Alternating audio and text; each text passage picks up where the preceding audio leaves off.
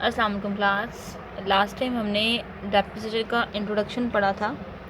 आज जो है वो हम स्टार्ट करेंगे डेप्रिसिएशन की चार्जिंग के मेथड के कौन कौन से तरीके हैं जिससे हम डेप्रिसिएशन को मालूम कर सकते हैं। ठीक है, जैसे कि आपको मैंने बताया था कि जो रेट हम डिटर्मिनेट करते हैं कि हमारे पास 12% रेट है या 5% रेट है या जो भी परसेंटेज जो है वो क्वेश्चन में गिवन होती है, वो जो परसेंटेज है वो हमें कैसे मिलती है। ठीक है, हमने वो मेथड करना है।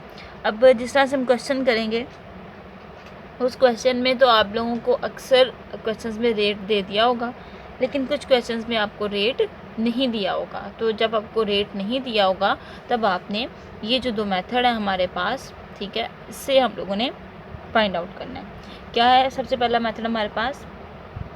फिक्स्ड इंस्टॉलमेंट और straight line method.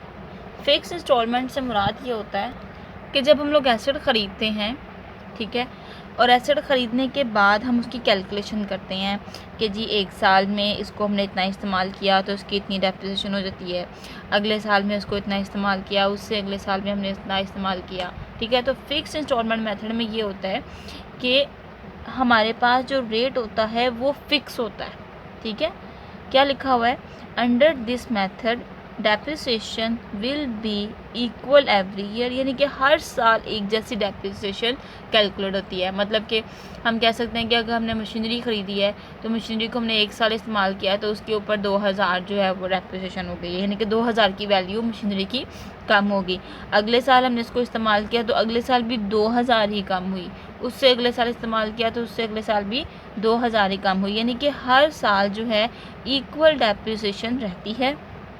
Since depreciation charge at a fixed rate on a cost of an asset, यानी कि हमारे पास जो डेप्रिसिएशन चार्ज होती है वो फिक्स्ड रेट से होती है किसी भी कॉस्ट ऑफ एन एसेट, यानी कि कॉस्ट है कि वो कीमत जिस पे हमने एसेट को ख़रीदा है, ठीक है, उसके ऊपर हम लोग चार्ज कर सकते हैं। यानी कि हमने यहाँ पे लिख दिया है कि rate calculating on purchase value. Purchase value मतलब वो कॉस्ट जिसके ऊपर हम लोगों ने चीज़ को एसेट को ख़रीदा होता है, उसके ऊपर हम लोग कैलकुलेशन करते हैं ऑफ एन एसेट, किसी भी एसेट की। इसका फार्मूला क्या है?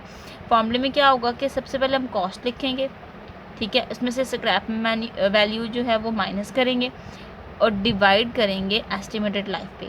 अब ये कॉस्ट, स्क्रैप वैल्यू और एस्टिमेटेड लाइफ क्या होती है?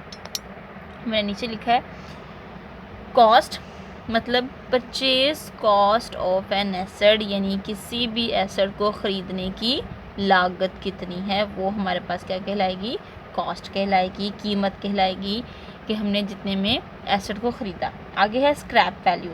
स्क्रैप वैल्यू से मुराद ये होता है, इसकी एग्जांपल मैं आपको देती हूँ कि अगर हमारे पास कोई भी मशीनरी है, ठीक है, हमने उसको कोई 10 साल 5 साल इस्तेमाल किया है, अब एक वो टाइम आ गया है एसेट का, मशीनरी का वो टाइम आ गया है कि अब वो ज़रा भी हमें काम नहीं दे रही, तो हम क्या करेंगे? उसको सस्ते दामों में बेच देंगे।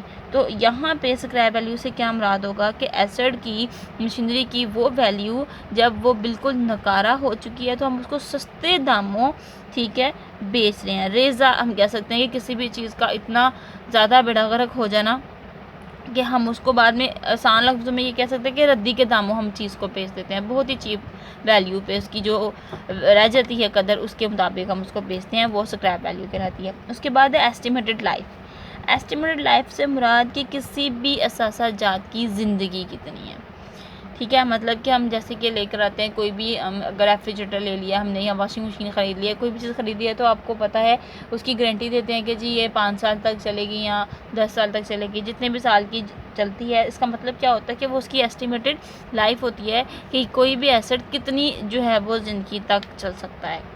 ठीक हो गया, ये तो था हमारा फिक्स इंस्टॉलमेंट। फिक्स से मुराद क्या होगा कि एक ही प्राइस पे, एक ही जो है वो रेट के ऊपर फिक्स रहता है, और जो डेप्रिसिएशन चार्ज होती है वो परचेज वैल्यू पे होती है, यानी कि जब इसको ख़रीदा गया उसी वैल्यू पे ही हम लोगों ने उसकी कीमत को मालूम किया। इसके मुताबिक जब हम क्वेश्चन करेंगे तो आपको मज़ीद क्लियर हो जाएगा। नेक्स्ट हमारा मेथड है रिड्यूसिंग बैलेंस और डिमिनिशिंग बैलेंस मेथड, यानी कि हम इसको रिड्यूसिंग बैलेंस मेथड भी कह सकते हैं और डिमिनिशिंग बैलेंस मेथड भी कह सकते हैं। इस मेथड को मैं आपको तब करवाऊँगी जब हम इसका क्वेश्चन शुरू करेंगे, ठीक है, क्योंकि दोनों जो है मेथड, इन दोनों मेथड के मुताबिक जो है वो क्वेश्चन शुरू होते हैं, ठीक है। तो पहले हम लोगों ने जो स्ट्रेट लाइन मेथड किया है उसके बारे में आपको जो समझाया है, उसके मुताबिक जितने भी क्वेश्चन है वो सॉल्व करने के बाद जब डायमेंशनिंग के क्वेश्चन आ जाएंगे तब मैं आपको इसकी डिटेल बताऊंगी। फ़िलहाल आप इस